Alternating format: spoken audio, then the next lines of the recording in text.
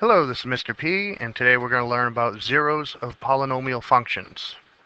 To do that, we're going to look at the division algorithm, which shows us a way we can break up polynomials or divide polynomials. Now, this is something you've actually been using all along, just might not have seen it in this format. It says basically if we have a polynomial of a certain degree and our divisor is of the same degree or less, then we can fit this algorithm with a unique number or polynomial for the quotient and the remainder. As an example, let's look at some numbers. Let's say that 22 is equal to 7 times 3 plus 1. This would be our division algorithm, and it allows us to do the division that you're probably more used to seeing, something such as this format, where we say that 22 divided by 7 is equal to 3 with a remainder of 1. Notice how the number that is being divided, that is the dividend. The number we are dividing by is called the divisor. The answer is the quotient, and it may or may not also have a remainder as well. Another format we could have this in, another way to put it, would be 22 divided by 7 is equal to 3 and 1/7. Notice how we take our remainder, and it is that one remainder out of what we originally divided by. Or some of you might remember that 7 times 3 plus 1 is how we would change the mixed number into an improper fraction.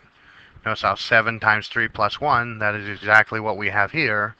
So again, it's what you've been doing all along, you just haven't been looking at it from this point of view. Alright, this does allow us to divide polynomials, and we're going to take a look at that here. First of all, we're going to look at long division, which works in every case, but sometimes it can be the long way to do it. That's why they call it long division. And basically, we're going to take this polynomial, which is a little out of order.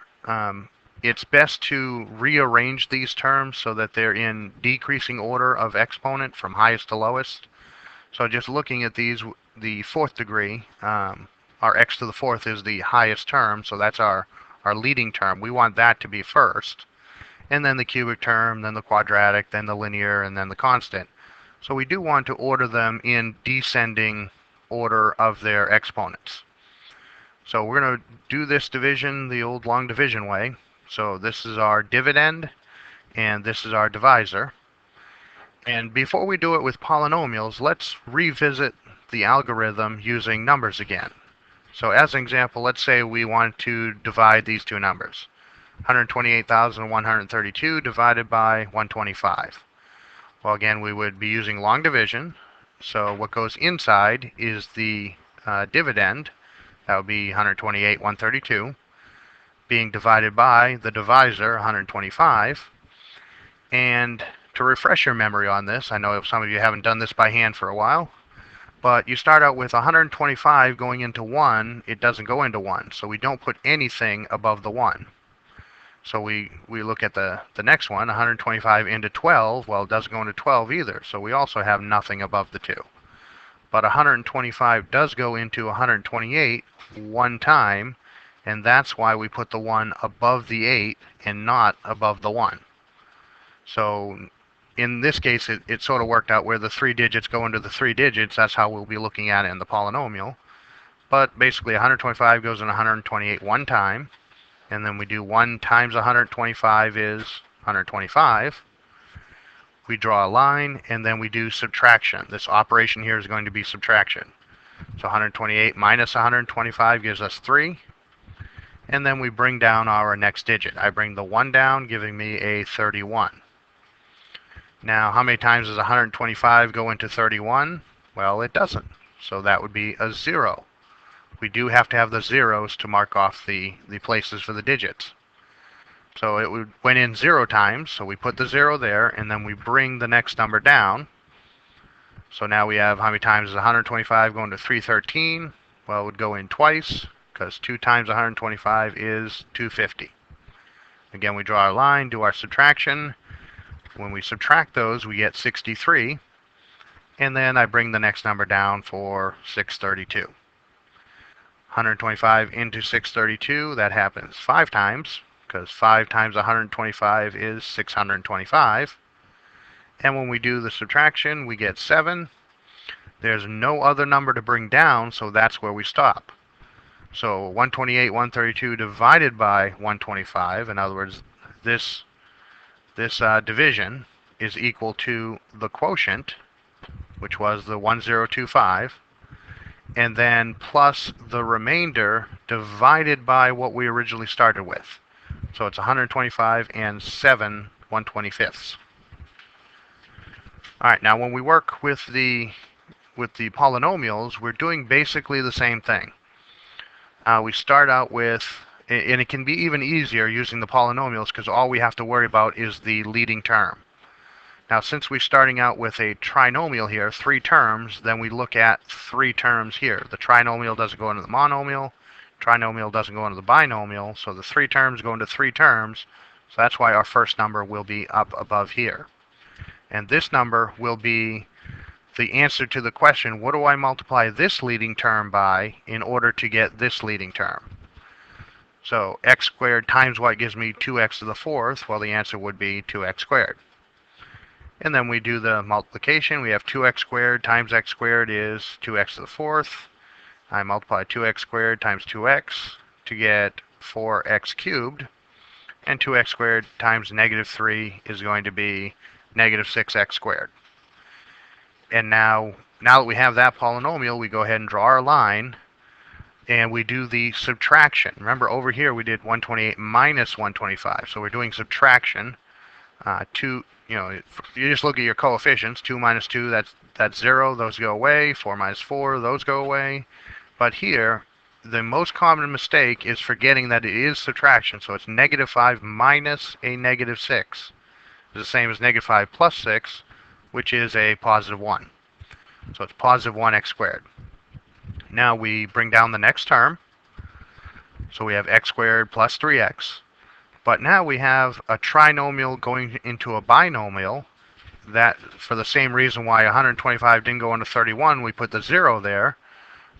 We need 3 terms, so here we don't put anything there. You could write the 0 if you want, but you basically can just leave that blank, which means we need to bring down the next term, which is negative 2. And now we have trinomial into trinomial. What do we multiply this leading term to get this leading term? And that answer would be 1. So 1 times this trinomial gives you this trinomial. It's basically the same thing. And then we draw our line and we subtract. The x squareds go away. 3 minus 2 is 1, so that's 1x. And negative 2 minus a negative 3 is the same as negative 2 plus 3, which would be a positive 1. There's nothing else to bring down, so that's where we stop. And we say that our original division problem, we were dividing this by this, which we have here. The answer is going to be the quotient plus the remainder over what you were dividing by, just like we did on this side. So therefore it's 2x squared plus 1, which I get from right here, plus x plus 1 over what we were originally dividing by, which is the divisor. Alright, so that is the long way to do it, and it does work in every case. However, when you're normally doing division, more often than not, you'll be dividing by a linear term, actually like we were in this one.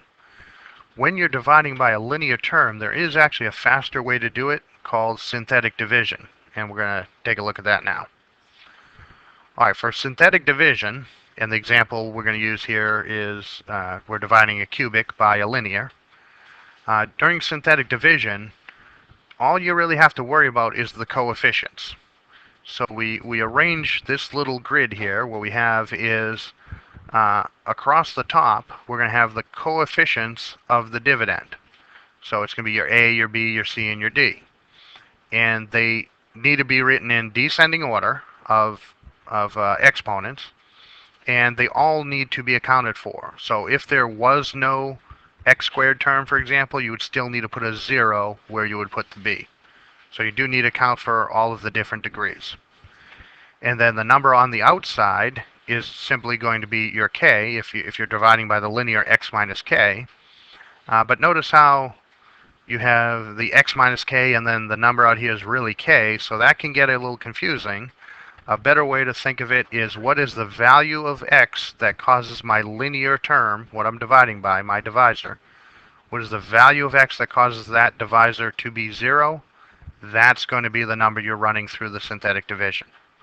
That takes out the guesswork, and it's similar to a lot of the questions we asked before. All right, so once you have that row of numbers, you simply draw a line here, and the procedure is you simply bring down the first number. You bring the first one down. It would be the same as adding it to 0, but you just bring it down.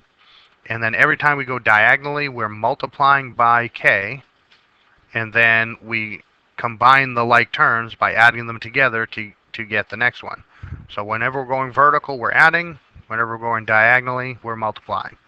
So you bring the first one down, you add, you multiply to get this, you add to get this. Multiply to get this, you add to get this. Multiply to get this, you add to get this. And once you get to this part, this is going to be your remainder, and all of the numbers to the left of that will be the coefficients of the quotient. So this will be your quotient, and then the remainder, if it's 0, means that it divides evenly, and if it's some other number, it means that it doesn't divide evenly. There is going to be a remainder. So of course, let's look at this with an example. In this example, we're going to use synthetic division, and remember, you can only use synthetic division when your divisor is a linear polynomial. Linear being first degree polynomial. So we're going to divide this polynomial by x plus 3. So I actually like to draw it a little different just because I'm used to that. On the top left, I sort of put a little box around my number that I'm running through the synthetic division. And again, we're asking ourselves the question, what's the value of x that causes that to be 0? Well, that would be -3. And now my coefficients, going right along, my first one's going to be 1. It's 1x to the 4th. But notice how there is no cubic term. But I do have to account for that degree, so it's going to be a 0 there. Think of this as x to the 4th plus 0x cubed minus 10x squared, etc.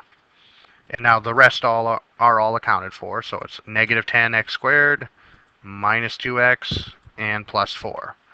These are my coefficients. Make sure you account for all of them. If one of them is missing, you need to put the 0 in. All right, then we draw the line. Notice how it's the same setup. I'm used to drawing a little box like that from college. That's just the way we did it. So I'm used to that. All right, now first thing I'm going to do is bring down the 1, and then I'm going to multiply, and you're always multiplying by this number. So I multiply to get -3, and then I add these two to get also -3. Then I multiply to get a positive 9. -3 times -3 is positive 9. Then I add to get a -1. I multiply to get positive 3.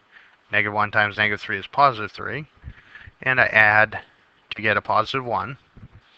And then I multiply to get a -3, and finally add to get a positive 1. So you bring the first one down, and then it's multiply, add, multiply, add, multiply, add, multiply, add. Every time you go diagonally, you multiply by this number. Every time you go vertically, you add the two numbers in the column. All right, so the interpretation here is that when I do this division, because was our problem, this polynomial divided by that polynomial, these are going to be the coefficients of my answer, and then this will be the remainder. Now, to make sure you have the degrees correct, notice how we started with a 4th degree polynomial. And dividing by a linear means we reduce that degree by 1. So this will now be the coefficient of the cubic term. So it's a positive 1 x cubed. And then the -3 means it's a -3 x squared. And then the -1 translates to a -x plus 1, that's our constant. And then the remainder is plus 1 out of what we originally divided by, which you can see here or here. So plus 1 out of x plus 3. So that would be our final answer. And with a little practice, this becomes very fast. Matter of fact, you can even get to where you can do this part in your head. You'll find later that the remainder is going to be the most important part. We're looking for when does that remainder equal 0 a lot of times.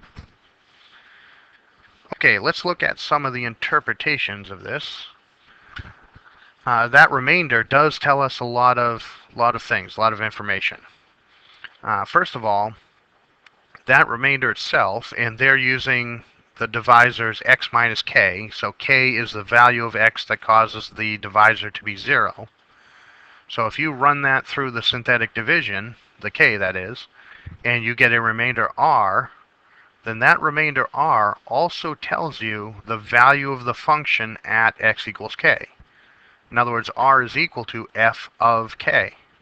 So the synthetic division can also be a shortcut way to evaluate functions, especially ones using larger numbers. This is a quick and dirty way to do it. Number 2 also says that if your r is 0, if your remainder is 0, then that means it does divide evenly, which means x minus k itself is a factor of the function. That means we can use synthetic division to factor polynomials that we are otherwise unable to factor.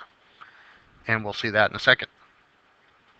Next we have, if r does equal 0, then k itself, since it's a factor, x minus k is a factor, that means k itself is a root or a solution or an x-intercept.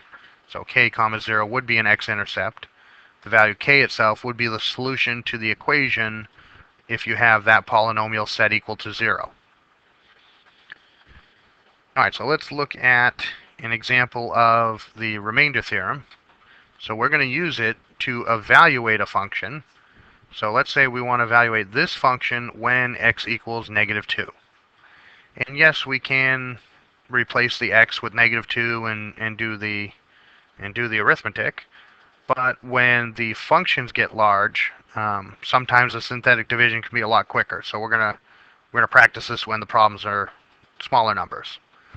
So here we want to test negative 2 itself. We're saying we want to know what is the value of the function at x equals negative 2. So that is the number we're going to run through the synthetic division.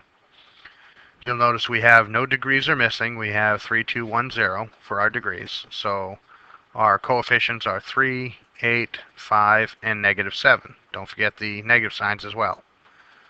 So we draw our line, and then our procedure is we bring down the first number, multiply, always multiplying by this, multiply to get negative 6, and then add to get positive 2. Multiply to get negative 4, and add to get positive 1.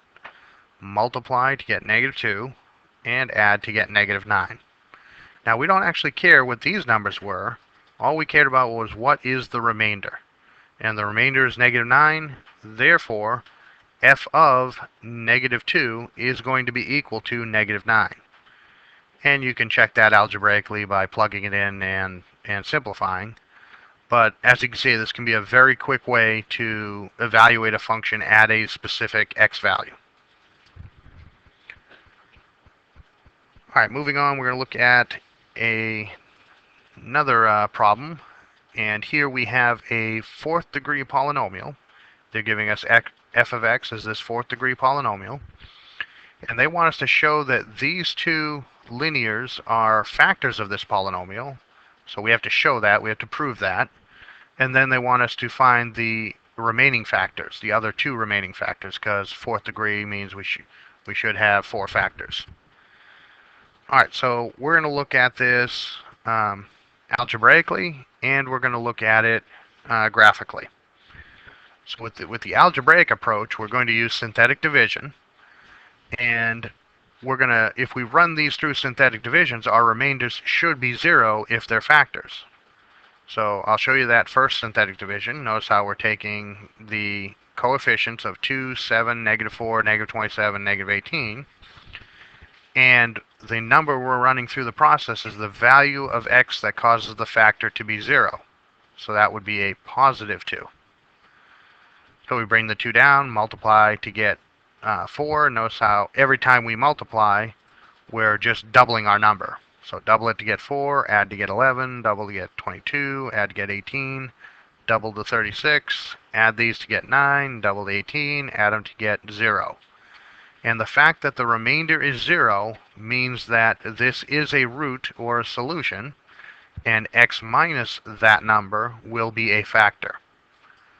So if k is a root, then x minus k is a factor. Now, we've shown that the first one's a factor. To show the next one is a factor, we could do this again, but with a negative 3 instead of a positive 2. Or, now that we've actually done it once, we've reduced the problem to this set of numbers. So you can actually use these numbers, because in effect we factored out the negative 2. This would be the quotient if we factor it out. So we can use these numbers to test the negative 3. And that's what we're going to do. Using these numbers, running negative 3 through the process, we bring the 2 down, multiply, add, multiply, add, multiply, add. I'll let you check the actual arithmetic. And you see again we do get a 0, which means 3 is a root or a solution, and x minus a negative 3, in other words x plus 3, would be a factor. So we've shown that these two are factors. The next part they wanted to know is then find the remaining factors. Well, if we factor out these two, then this would be your remaining polynomial.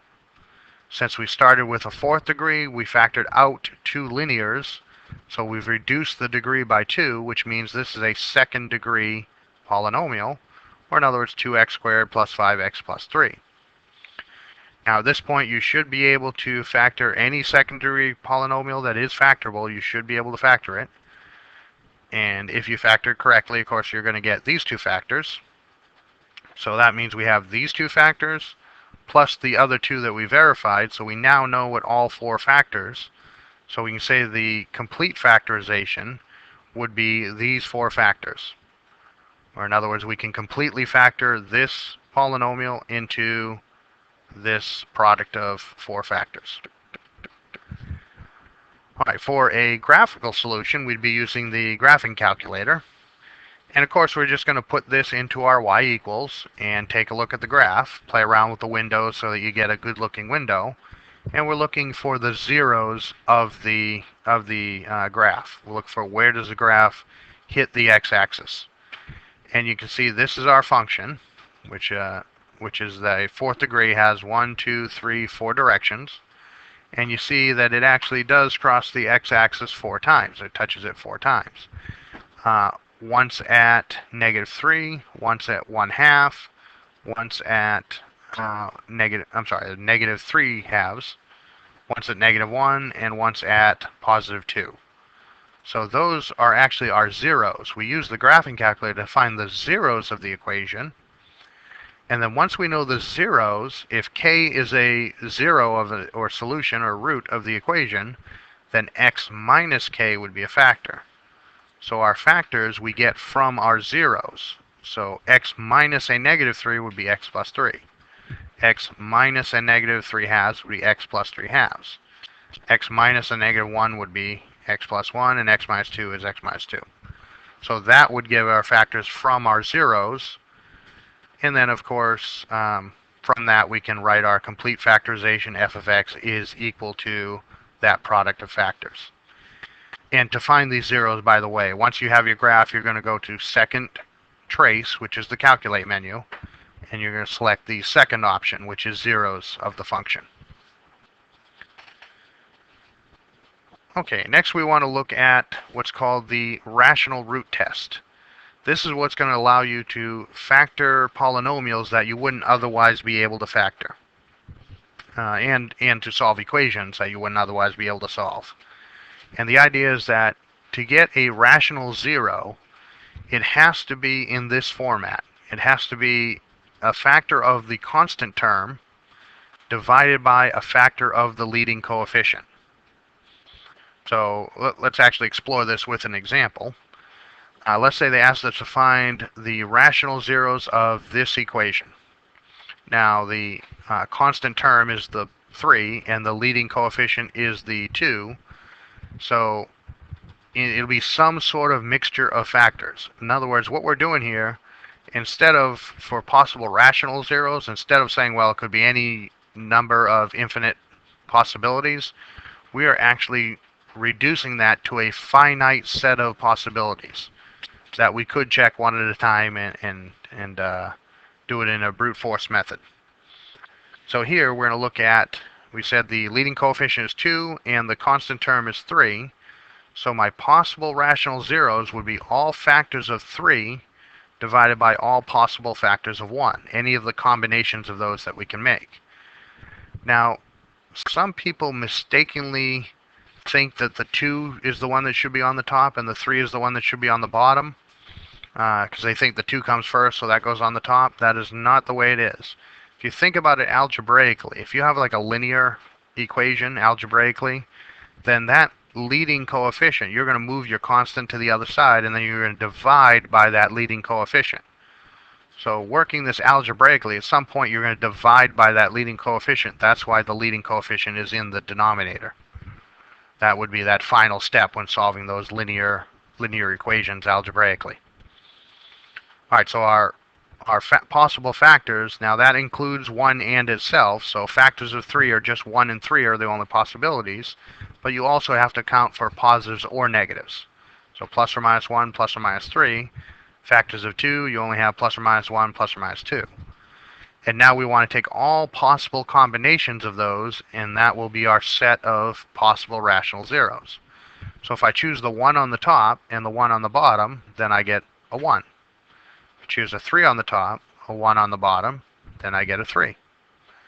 If I choose the 1 on the top, 2 on the bottom, I get 1/2. 3 on the top, 2 on the bottom, you get 3/2. And then for each of those choices, you could do the positive or the negative. So you see, rather than an infinite number of possibilities, there's only 8 possible rational zeros. So all we need to do is find one of them, and then we've reduced a cubic to a quadratic, which we should always be able to work with. All right, so there will be ways we're going to see here in a moment where you can choose which ones to try first or look at certain bounds, but we're just going to start with the first one, positive 1. And if we start with positive 1, it actually works out for us. We hit pay dirt on the first try. Sometimes that happens. So again, these are our coefficients, 2, 3, -8, and 3. These are our coefficients. We're running 1 through the process. We're trying positive 1. So we bring that in 2, multiply, add, multiply, add, multiply, add. You can check the arithmetic yourself.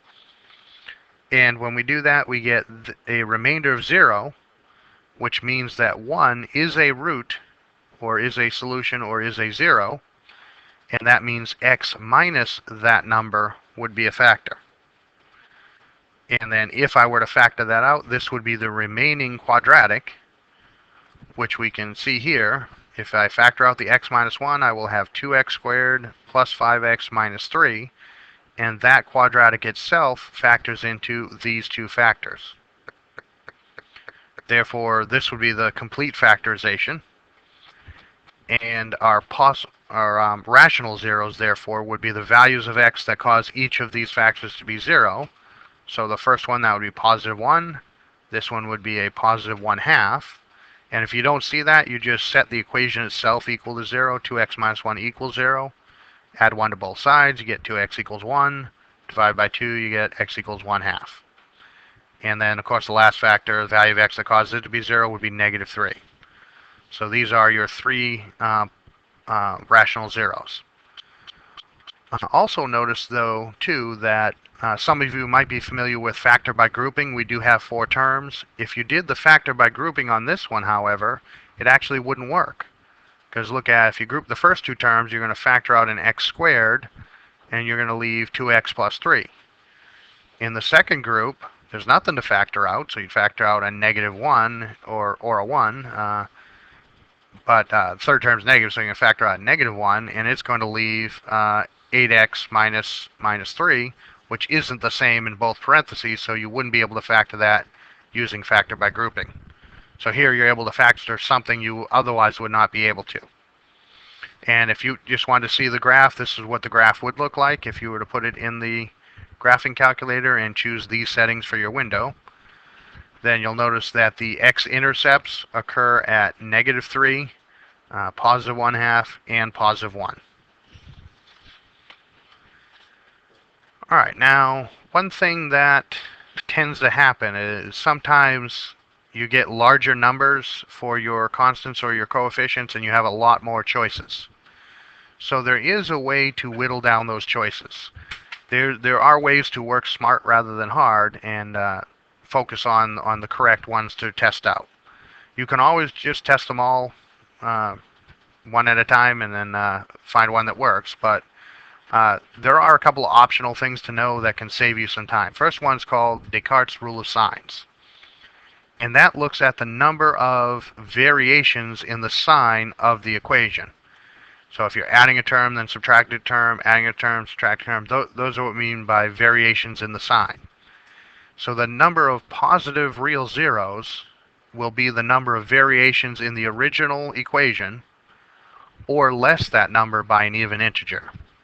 So if you had like a large polynomial and had 5 sign changes, then you either have 5 positive real zeros, 3 positive zeros, or 1 positive real zero.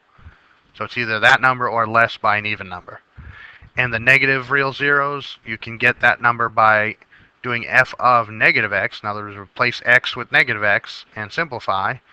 And then you can look at the number of sign changes, and it'll be that number or less than by an even integer. There's also something you can do to find the upper and lower bounds. If the number that you're running through the synthetic division, in other words, if you're dividing by this linear, x minus c, then the number you're running through the synthetic division would be c, the value of x that causes the factor to be 0. If that's a positive number, and then when you run it through synthetic division, you get every number in the last row is either positive or 0, then c is going to be an upper bound. That means you don't have to look at any numbers above that. Or if c is less than 0, if c itself is a negative number, then you can look if the last row alternate positive and negative, then c is a lower bound. So one strategy you can do there is you pick a number in the middle, and it might be an upper or lower bound, and now you've just eliminated half of the possibilities that you would have to deal with. So these are optional things you can do to save a little time. They can be time savers. All right, let's look at one more example where we can sort of use a couple of these. And here we're going to find the real zeros of this cubic. Now, admittedly for this one, this will succumb to factor by grouping, but we're going to ignore that fact for now and just solve it using synthetic division. And so we're looking at the rational root test.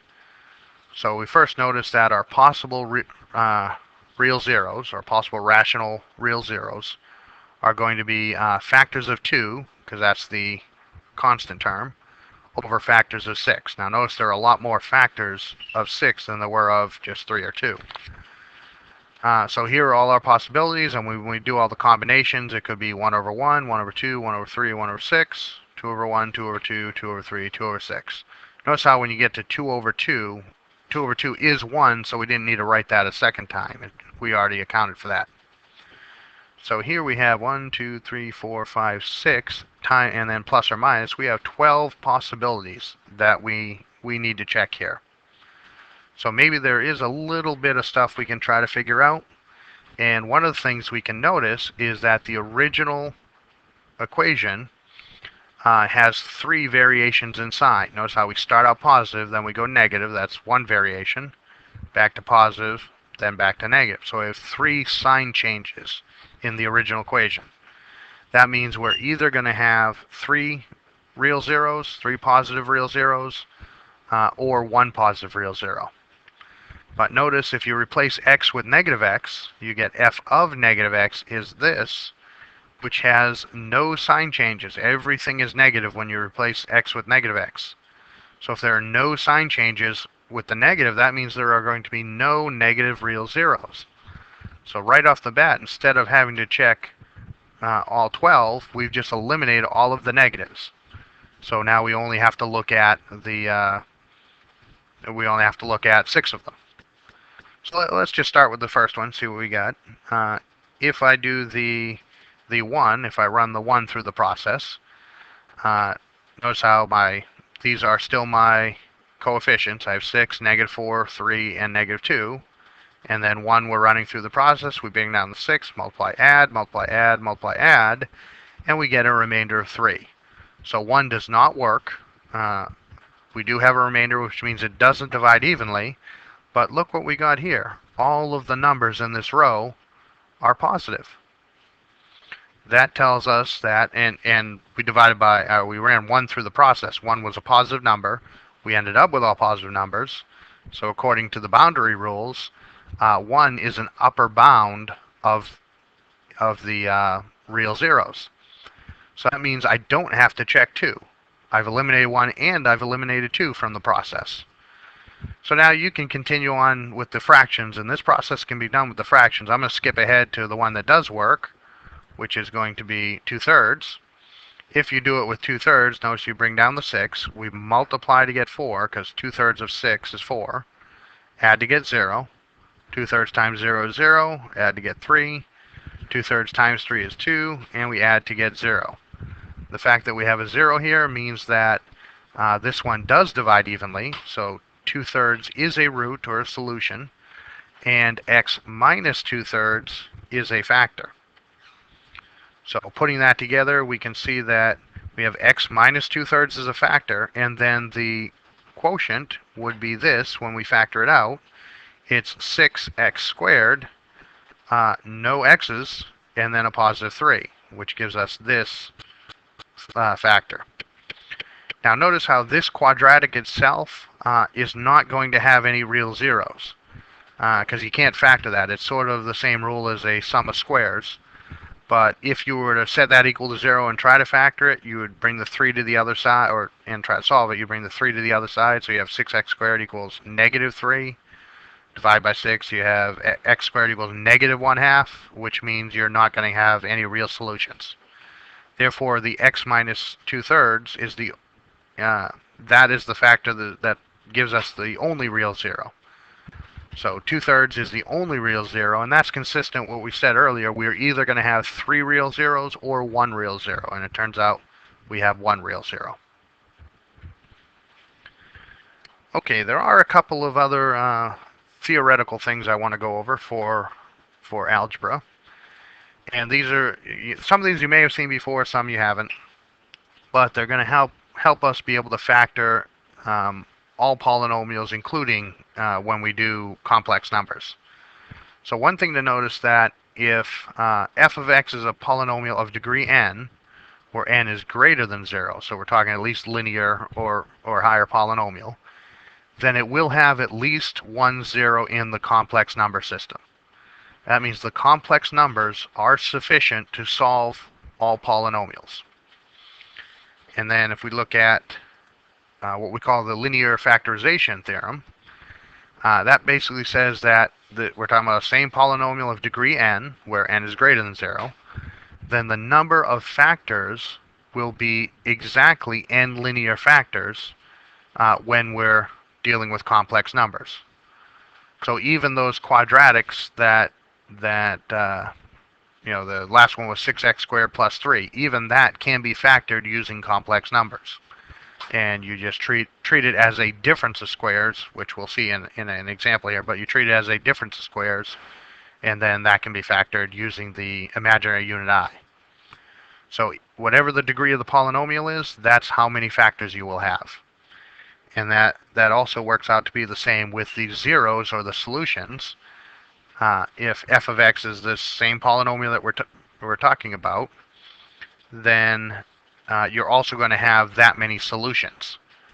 Now the complex zeros, if you do have a 0 that is a complex 0, one nice thing to know is they always occur in conjugate pairs. Conjugate pairs are where the imaginary part just has a different sign, but the magnitudes of the a and the b are the same.